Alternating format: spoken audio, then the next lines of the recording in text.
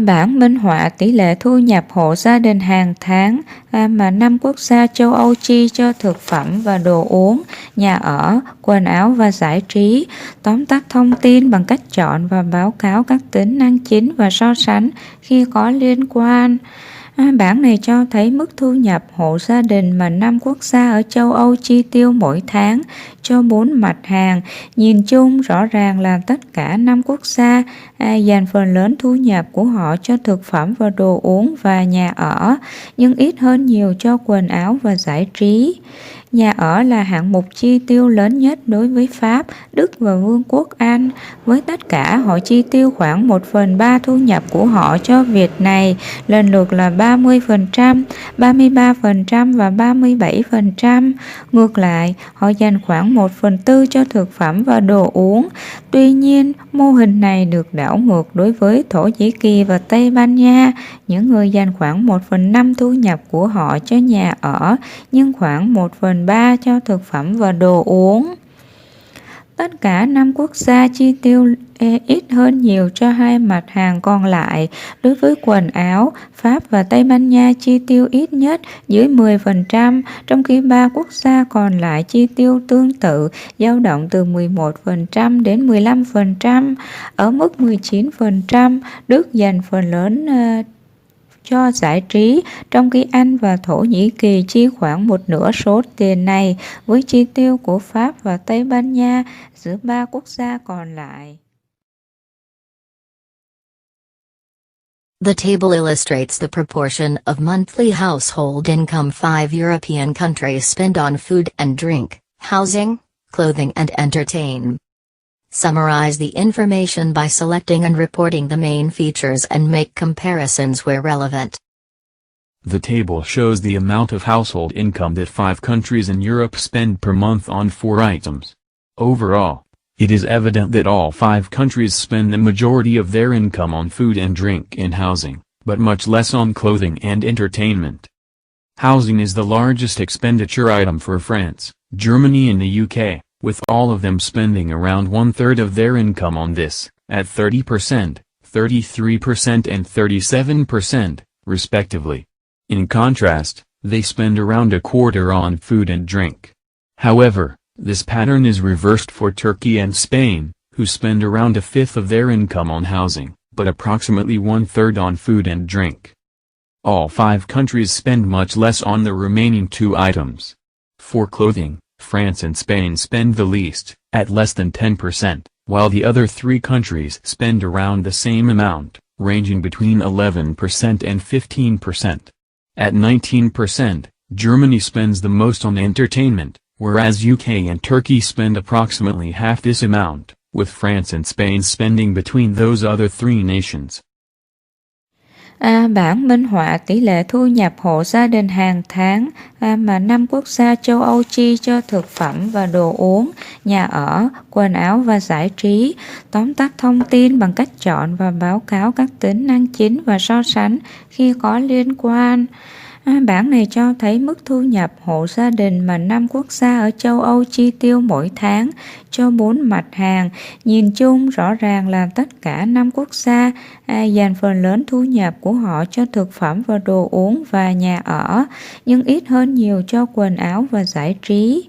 Nhà ở là hạng mục chi tiêu lớn nhất đối với Pháp, Đức và Vương quốc Anh. Với tất cả, họ chi tiêu khoảng 1/3 thu nhập của họ cho việc này, lần lượt là 30%, 33% và 37%. Ngược lại, họ dành khoảng 1/4 cho thực phẩm và đồ uống. Tuy nhiên, mô hình này được đảo ngược đối với Thổ Nhĩ Kỳ và Tây Ban Nha. Những người dành khoảng 1/5 thu nhập của họ cho nhà ở, nhưng khoảng 1/3 cho thực phẩm và đồ uống. Tất cả 5 quốc gia chi tiêu ít hơn nhiều cho hai mặt hàng còn lại. Đối với quần áo, Pháp và Tây Ban Nha chi tiêu ít nhất dưới 10%, trong khi 3 quốc gia còn lại chi tiêu tương tự, dao động từ 11% đến 15%. Ở mức 19%, Đức dành phần lớn cho giải trí, trong khi Anh và Thổ Nhĩ Kỳ chi khoảng một nửa số tiền này, với chi tiêu của Pháp và Tây Ban Nha giữa 3 quốc gia còn lại. Các hình minh họa cho thấy sô-cô-la được sản xuất như thế nào. Tóm tắt thông tin bằng cách chọn và báo cáo các tính năng chính và so sánh khi có liên quan. Sơ đồ giải thích quá trình sản xuất sô-cô-la có tổng cộng 10 giai đoạn trong quy trình, bắt đầu bằng việc trồng vỏ quả trên cây ca cao và đỉnh cao là sản xuất sô-cô-la. Để bắt đầu, ca cao xuất phát từ cây ca cao được trồng ở lục địa Nam Mỹ và châu Phi và đất nước Indonesia. Sau khi vỏ quả chín và đỏ, chúng được thu hoạch và hạt ca cao trắng được loại bỏ. Sau một thời gian lên men, sau đó chúng được đặt trên một cái khay lớn để chúng có thể khô dưới ánh mặt trời. Tiếp theo, chúng được đặt vào bao tải lớn và giao cho nhà máy. Sau đó chúng được rang ở nhiệt độ 350 độ, sau đó đậu được nghiền nát và tách ra khỏi vỏ ngoài của chúng. Trong giai đoạn cuối cùng, phần bên trong còn lại này được ép và sô-cô-la được sản xuất. The illustrations show how chocolate is produced. Summarize the information by selecting and reporting the main features and make comparisons where relevant. The diagram explains the process for the making of chocolate. There are a total of 10 stages in the process, beginning with the growing of the pods on the cacao trees and culminating in the production of the chocolate. To begin, the cocoa comes from the cacao tree, which is grown in the South American and African continents and the country of Indonesia. Once the pods are ripe and red, they are harvested and the white cocoa beans are removed. Following a period of fermentation, they are then laid out on a large tray so they can dry under the sun. Next, they are placed into large sacks and delivered to the factory. They are then roasted at a temperature of 350 degrees, after which the beans are crushed and separated from their outer shell. In the final stage, this inner part that is left is pressed and the chocolate is produced. Các hình minh họa cho thấy sô-cô-la được sản xuất như thế nào. Tóm tắt thông tin bằng cách chọn và báo cáo các tính năng chính và so sánh khi có liên quan. Sơ đồ giải thích quá trình sản xuất sô-cô-la có tổng cộng 10 giai đoạn trong quy trình, bắt đầu bằng việc trồng vỏ quả trên cây ca cao và đỉnh cao là sản xuất sô-cô-la. Để bắt đầu, ca cao xuất phát từ cây ca cao được trồng ở lục địa Nam Mỹ và châu Phi và đất nước Indonesia. Sau khi vỏ quả chín và đỏ, chúng được thu hoạch và hạt ca cao trắng được loại bỏ. Sau một thời gian lên men, sau đó chúng được đặt trên một cái khay lớn để chúng có thể khô dưới ánh mặt trời. Tiếp theo, chúng được đặt vào bao tải lớn và giao cho nhà máy. Sau đó chúng được rang ở nhiệt độ 350 độ, sau đó đậu được nghiền nát và tách ra khỏi vỏ ngoài của chúng. Trong giai đoạn cuối cùng, phần bên trong còn lại này được ép và sô-cô-la được sản xuất. Biểu đồ thanh cho thấy chi tiêu hàng tháng bằng đô la của một gia đình ở Hoa Kỳ cho 3 mục trong năm 2010. Tóm tắt thông tin bằng cách chọn và báo cáo các tính năng chính và so sánh khi có liên quan.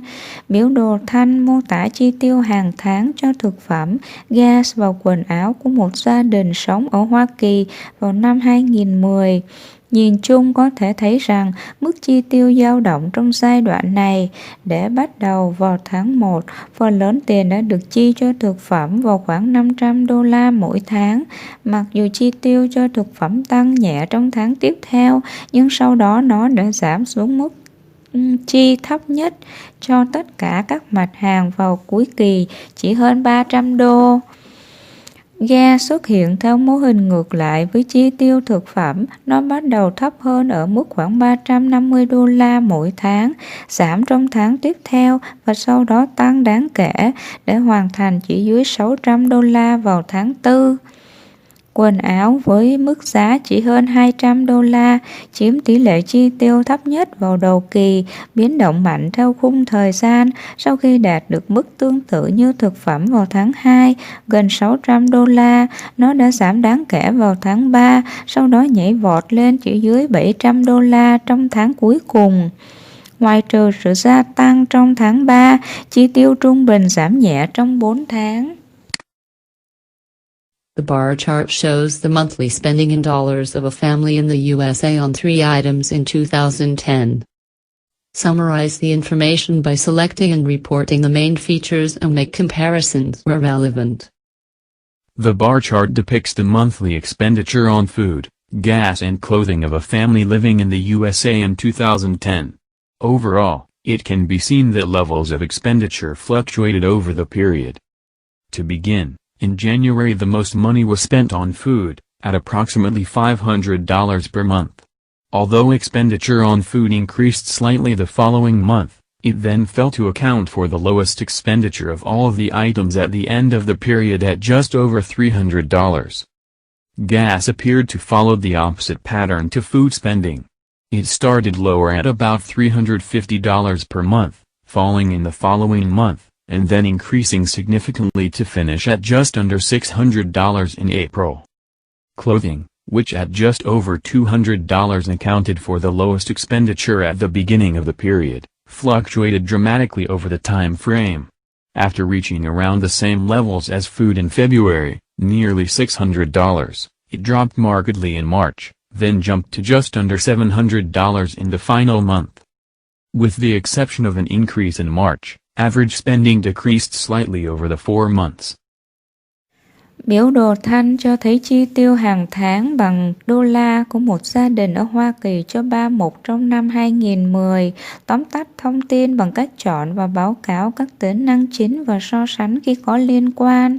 Biểu đồ thanh mô tả chi tiêu hàng tháng cho thực phẩm, gas và quần áo của một gia đình sống ở Hoa Kỳ vào năm 2010. Nhìn chung có thể thấy rằng mức chi tiêu dao động trong giai đoạn này. Để bắt đầu vào tháng 1, phần lớn tiền đã được chi cho thực phẩm vào khoảng $500 mỗi tháng. Mặc dù chi tiêu cho thực phẩm tăng nhẹ trong tháng tiếp theo, nhưng sau đó nó đã giảm xuống mức chi thấp nhất cho tất cả các mặt hàng vào cuối kỳ, chỉ hơn $300. Ga xuất hiện theo mô hình ngược lại với chi tiêu thực phẩm, nó bắt đầu thấp hơn ở mức khoảng $350 mỗi tháng, giảm trong tháng tiếp theo và sau đó tăng đáng kể để hoàn thành chỉ dưới $600 vào tháng 4. Quần áo với mức giá chỉ hơn $200 chiếm tỷ lệ chi tiêu thấp nhất vào đầu kỳ, biến động mạnh theo khung thời gian sau khi đạt được mức tương tự như thực phẩm vào tháng 2, gần $600, nó đã giảm đáng kể vào tháng 3, sau đó nhảy vọt lên chỉ dưới $700 trong tháng cuối cùng. Ngoài trừ sự gia tăng trong tháng 3, chi tiêu trung bình giảm nhẹ trong 4 tháng. Biểu đồ cho thấy cách lá trà được chế biến thành 5 loại trà, tóm tắt thông tin bằng cách chọn và báo cáo các tính năng chính và so sánh khi có liên quan. Sơ đồ trình bày việc sản xuất 5 loại trà khác nhau. Rõ ràng là mặc dù tất cả các loại trà được sản xuất từ cùng một loại lá, nhưng sự khác biệt trong quy trình sản xuất dẫn đến 5 loại trà khác nhau. 3 giai đoạn đầu tiên của sản xuất là giống nhau cho tất cả 5 loại trà. Những chiếc lá được trồng, sau đó chúng được nhổ và theo đó là sự khô héo của những chiếc lá. Giai đoạn cuối cùng cũng vậy, trong đó nhìn thấy tất cả các lá khô trong lò. Tuy nhiên trong các giai đoạn ở giữa này, các phương pháp sản xuất khác nhau được sử dụng. Để bắt đầu, trà trắng là duy nhất vì nó không liên quan đến chế biến khác.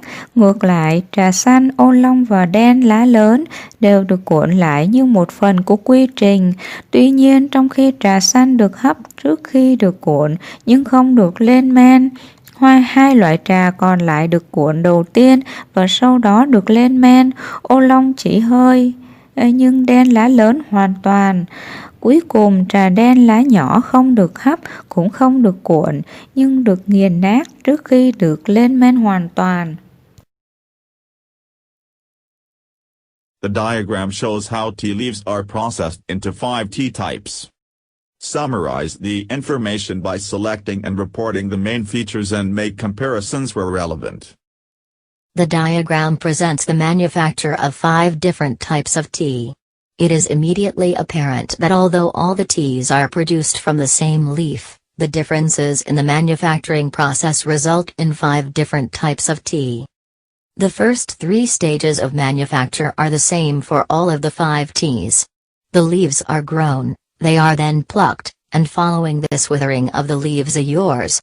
The final stage is also the same, which sees all the leaves dried in an oven. However, in the stages in between this, differing methods of production are employed. To begin, white tea is unique as it involves no other processing. In contrast, green, oolong and large leaf black tea are all rolled as part of the process. However, while green tea is steamed before being rolled but is not fermented, the other two teas are first rolled and then both fermented, oolong only slightly but large leaf black completely. Finally, small leaf black tea is neither steamed nor rolled, but is crushed before being fully fermented.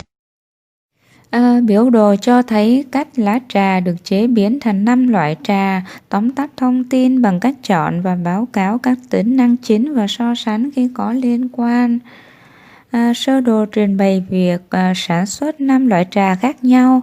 Rõ ràng là mặc dù tất cả các loại trà được sản xuất từ cùng một loại lá, nhưng sự khác biệt trong quy trình sản xuất dẫn đến 5 loại trà khác nhau. 3 giai đoạn đầu tiên của sản xuất là giống nhau cho tất cả 5 loại trà. Những chiếc lá được trồng, sau đó chúng được nhổ và theo đó là sự khô héo của những chiếc lá. Giai đoạn cuối cùng cũng vậy, trong đó nhìn thấy tất cả các lá khô trong lò. Tuy nhiên trong các giai đoạn ở giữa này, các phương pháp sản xuất khác nhau được sử dụng. Để bắt đầu, trà trắng là duy nhất vì nó không liên quan đến chế biến khác. Ngược lại, trà xanh, ô long và đen lá lớn đều được cuộn lại như một phần của quy trình. Tuy nhiên, trong khi trà xanh được hấp trước khi được cuộn nhưng không được lên men, hai loại trà còn lại được cuộn đầu tiên và sau đó được lên men, ô long chỉ hơi, nhưng đen lá lớn hoàn toàn. Cuối cùng, trà đen lá nhỏ không được hấp, cũng không được cuộn, nhưng được nghiền nát trước khi được lên men hoàn toàn.